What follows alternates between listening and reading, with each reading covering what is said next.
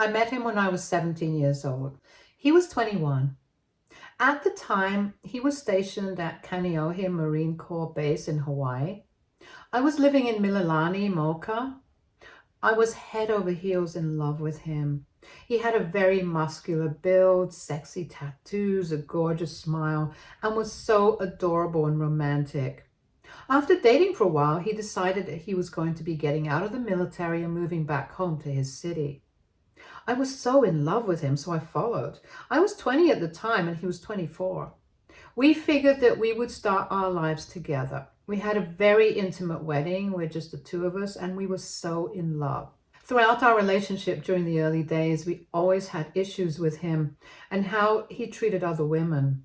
My husband is an extremely good-looking man, and I'm not just saying that because he's mine. He's flirtatious, charming, and funny. I knew this from the get-go. However, most of the time I could tell him to cut off the women I was concerned about, and he'd do it. Or at least he would tell me he would cut them off. Our marriage has become rocky recently. I'm still madly in love with him. However, I cannot say he feels the same way about me. He tells me he loves my body, me, but I feel like he tells everybody that. Today, I skipped work as I had several panic attacks before my shift and ended up calling in sick. The first few days, I've been having multiple panic attacks a day over my husband and the way he speaks to other women. I've become more aware of him and all his red flags. My husband left earlier for 3 hours without saying a word to me about it. He left his computer on. I walked into our bedroom and saw it. I ignored it at first until my husband came home. He wouldn't answer my questions as to where he was. I was concerned. He got a Snapchat notification and it went through to his computer. While he was downstairs grabbing his clothes out of the dryer and feeding the dog, I checked the notification out of curiosity, hoping it would answer the questions my husband failed to answer, and it did. There were nudes sent by an old friend of his that I recognized by name, and then she texted, "Nice seeing you today, baby." I added her on Snapchat and asked her if she knew my husband. She told me that he was a friend. She asked me if I was related to him, as my Snapchat is the same first and last name with numbers. I took his last name, and I proceeded to tell her that me and him are married. She began to apologize as soon as she heard this, saying he had told her he was single with no girlfriend or wife. I was heartbroken. She told me she would have never spoken to him if she knew he was married. He didn't wear the ring when they were out that day. He lied. He lied to her. He lied to me. I confronted my husband, and I have never seen that man so angry. I was afraid of him. I've never been so scared of him before. He was yelling and seemed to have no sympathy for me. Then he dried my tears, only to punch the wall multiple times and rip our bedroom door off the hinges. He broke his fist. I had to bring him to the hospital, sat in that waiting room with him for hours, and we barely spoke. Eventually, we got over this fight and things seemed to be normal for a while. Last year, I discovered I was pregnant, and the joy that filled our heart seemed to signal a turning point in our relationship.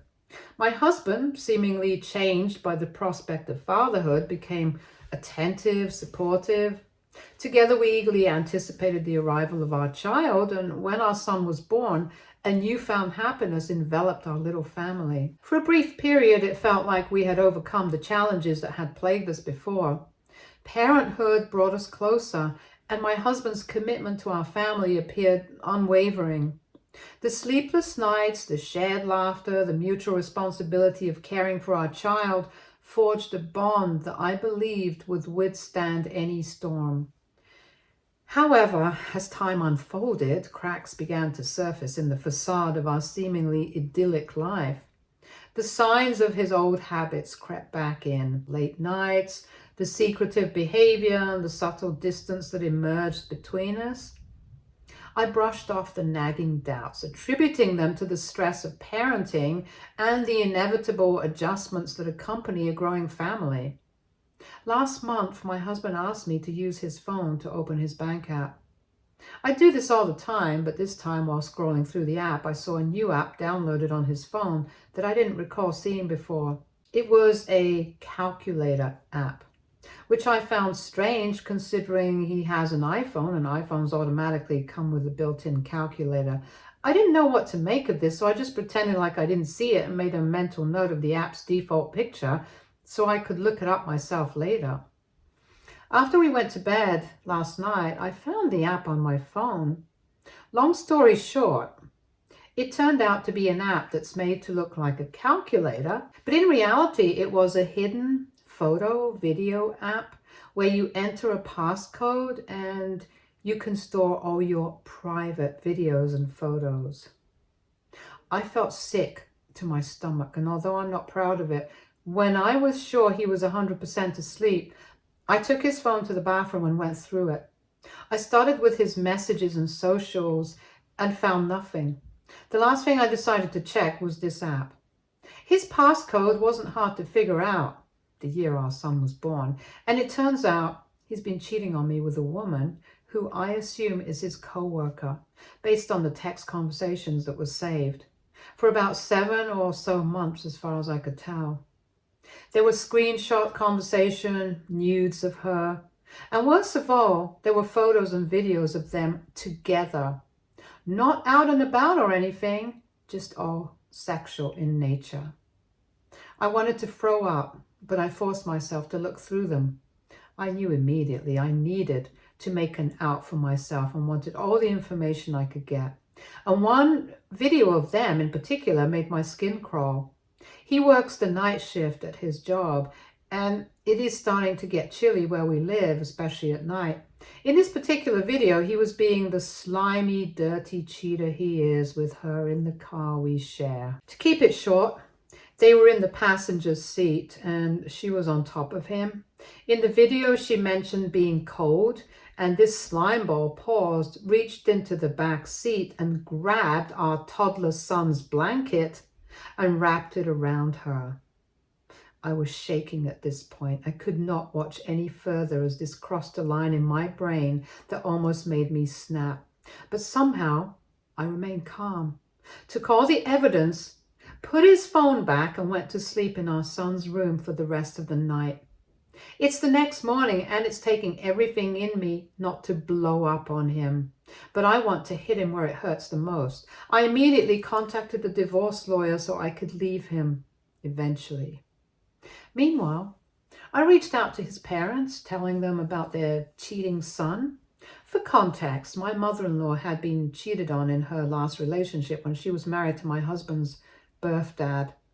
A few years later, when his birth dad had passed away because of cancer, she eventually met and married Sean, who had helped raise my husband since he was just a kid when his dad passed away. I knew that I needed to share the painful truth about their son's infidelity, a conversation I never imagined having. After making the call, we arranged to meet at their home, and as I stepped inside, the tension in the air was palpable. His parents greeted me with warm smiles, unaware of the storm I was about to unleash. I took a deep breath, gathering the strength to reveal the heartbreaking reality of their son's actions. Sitting down with them, I began with a heavy heart. I need to talk to you about something difficult. It's about your son. And I don't know how else to say it, but he's being unfaithful. The initial shock on their faces mirrored the shock I had felt upon discovering the betrayal. His mother's eyes widened, and his father's expression shifted from welcoming to a mix of concern and disbelief. I continued laying out the evidence that exposed the affair, the pain evident in every word I spoke.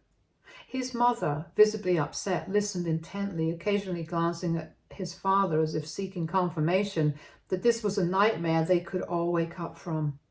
As I presented the screenshots, messages, and images, the room seemed to grow heavier with each passing moment.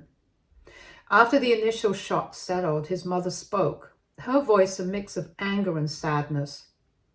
I can't believe he would do this. How long has this been going on? I shared the timeline, and her disappointment deepened. His stepfather, normally composed, struggled to find words. His silence conveyed a complex mix of emotions. "He can't get away with this," she asserted. The pain in her voice revealed her personal history with infidelity, and the echo of past betrayals seemed to intensify the gravity of the situation. She leaned in and, with a tone that carried the weight of past experiences, said, "You can't let him get away with this. It's not fair to you, and it's not fair to our family. He has a son now and still chose to destroy his marriage. He needs to face the consequences of his actions." Her words hung in the air, urging me to take a stand against the betrayal as the gravity of the situation settled in. She looked at me and suggested something that caught me off guard. "What if we expose his affair on my 50th birthday? It's a gathering of our closest friends and family. It might sound extreme, but sometimes the truth needs to be laid bare for everyone to see." Surprised by the proposal, I hesitated, unsure about the implications of such a public revelation. She continued, "I know it's unconventional, but sometimes drastic situations call for unconventional measures. This way, he won't be able to deny or escape from what he's done." As her words sank in, I felt a mix of apprehension and empowerment. The idea of exposing the truth in such a public manner seemed daunting, yet I couldn't shake the feeling that it might be the only way to ensure he faced the consequences of his actions. Taking a deep breath, I agreed, "All right then, let's do it. If that's what it takes to make him understand the gravity of his choices, then I'm willing to go through with it." With a nod, his mother assured me, "We'll support you every step of the way. He can't keep hurting you like this." Little did I know that her suggestion would set in motion a series of events that would ultimately reveal the truth to everyone gathered on that fateful 50th birthday celebration. In the days leading up to the party, I meticulously crafted a PowerPoint presentation that would expose his affair. But as I worked on it, I had a change of heart. Instead of focusing solely on the incriminating evidence, I decided to showcase the beautiful moments we had shared over the years. I sent the presentation to his parents, trusting them to share it at the party. I also diligently collaborated with my divorce lawyer so I could serve my husband with divorce papers during the party. It was a well thought out strategy to make the impact even bigger, making sure the consequences of his actions hit both emotionally and legally. Amidst the birthday celebration, the room brimmed with a festive atmosphere, blissfully ignorant of the storm brewing beneath the surface. As laughter and chatter echoed, my mother-in-law, the unexpected hostess, rose from her seat, commanding the attention of the room. With a genuine smile, she began her speech, expressing gratitude for the journey that had brought her to the milestone of turning 50. "Thank you all for being here today. It's a special day for me. Reflecting on the ups and downs, the joys and the challenges that have shaped these past 5 decades, she shared, her words casting a warm nostalgia over the gathering. As the crowds attentively listened, she shifted the focus towards my husband, the golden child in her narrative. "Now, let's talk about my son," she continued, a proud gleam in her eyes.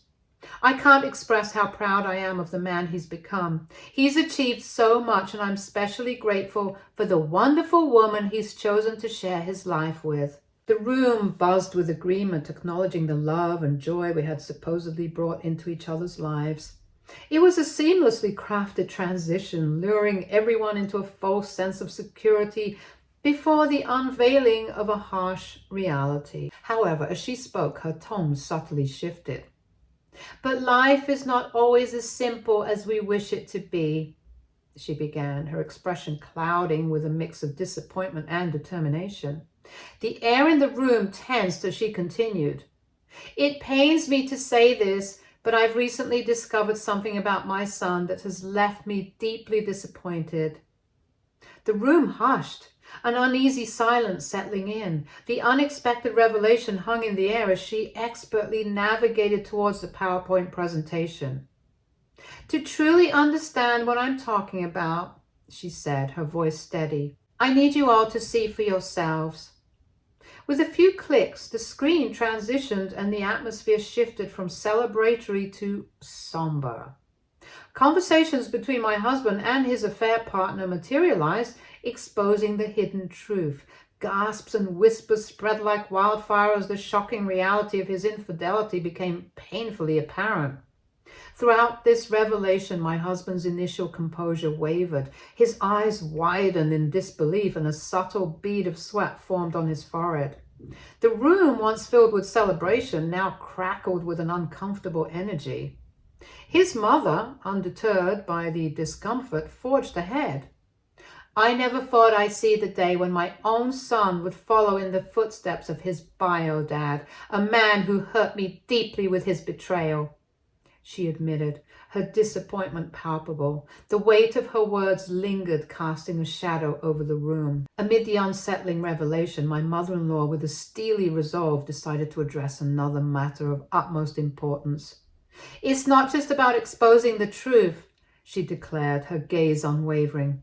I've reached a milestone myself, turning 50, and it's prompted me to reevaluate certain aspects of my life. The room, still reeling from the shock of the affair unveiling, shifted its attention towards her. With a firm voice, she continued, I've decided it's time to make some changes, starting with my will. The gravity of her words hung in the air, a subtle tension building as the guests exchanged curious glances. As of today, she proclaimed, I have updated my will, and I want to make it clear that my son will not be included in it. Gasps of surprise rippled through the room, mirroring the shockwaves of the preceding revelation. My husband's expression shifted from disbelief to a mix of hurt and confusion. She went on, her tone unwavering. I've decided to leave everything to our grandson. The weight of her announcement settled, the implications echoing through the room. The crowd processed the significance of her choice, and the newfound tension permeated the atmosphere. Adding to the weight of the moment, his stepdad spoke up, his words cutting through the charged air. I agree with her decision, he affirmed, his gaze firm. Even my assets will be going to our grandson, not you. The room, already laden with tension, now bore witness to a unanimous declaration, leaving my husband grappling not only with the repercussions of his actions, but also with a collective disapproval of those closest to him. I then stepped forward towards my husband, who looked like a deer caught in headlights, holding out the divorce papers to him. The room fell into a tense silence as all eyes shifted to the unfolding drama. His shock transformed into desperation as he attempted to plead and explain his actions, but the weight of the evidence left him struggling for words. I can explain. Please, just hear me out, he stammered, his voice filled with a desperate urgency. His eyes, once filled with confidence, now reflected a vulnerability that only intensified as the seconds ticked by. In response to his plea, I couldn't suppress a bitter laugh, the culmination of the pain and betrayal echoing in the sound. Explain. After all the lies and deceit, I retorted, my voice carrying a mix of disdain and hurt. This was your very last chance, and you squandered it. His attempts to justify his actions fell on deaf ears as I extended the divorce papers to him. Leaving the party, a sense of satisfaction washed over me, knowing that my in-laws had imparted a valuable lesson to my husband. It was an acknowledgement that he would finally grasp the consequences of his despicable actions. Since that moment, my husband has persistently called and messaged me, lamenting that I've destroyed his life. He continued to say that it was because of me that his parents went a bit too far to punish him. So, Reddit, AITA for exposing my cheating husband and helping his parents to expose his deceitful ways, even though they might have gone a bit too far? Update 1. Hey everyone. So after the epic birthday party reveal, I decided it was time to make some major changes. I knew I needed to move out and reached out to my brothers and parents to help me move. With their help, I packed my bags and moved out of that toxic environment. As I was in the process of moving out, my ex-husband, perhaps sensing the gravity of the situation, confronted me with a desperate plea. His eyes, once filled with confidence and charm, now reflected a mix of regret and urgency. He begged me to reconsider, attempting to articulate explanations for his actions and promises of change. The weight of his words hung in the air as he grasped at straws to salvage what was left of our shattered relationship. This time, I stood firm, unwavering in my resolve to break free from the cycle of betrayal and heartache. Despite his passionate pleas, I held my ground, expressing the depth of the pain he had caused me.